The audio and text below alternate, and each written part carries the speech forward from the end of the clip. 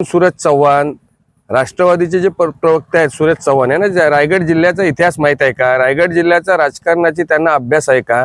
की या रायगड जिल्ह्यामध्ये एक नंबरला शिवसेना पक्ष आहे आणि गेल्या कित्येक वर्ष इथे शिवसेना घट्ट रुजलेली आहे। भारतीय जनता पार्टी आणि शिवसेनेचा इथे ह्या जिल्ह्यामध्ये युतीमध्ये जे सर्व कार्यकर्ते एक दिलाने काम करत आहेत आणि आता जो राष्ट्रवादी काँग्रेस पक्ष ज्या महायुतीमध्ये सामील झाला त्या राष्ट्रवादी काँग्रेस पक्ष महायुतीमध्ये सामील झाल्यामुळे आज या जिल्ह्याचं वातावरण खराब होतोय आणि महाराष्ट्राचं पण वातावरण खराब होतोय। कारण भारतीय जनता पार्टीचे सर्व कार्यकर्ते आणि शिवसेनेचे कार्यकर्ते राष्ट्रवादी काँग्रेस पक्षाला या युतीमध्ये सत्तेत घेतल्यामुळे सर्वत्रच नाराजी आहे।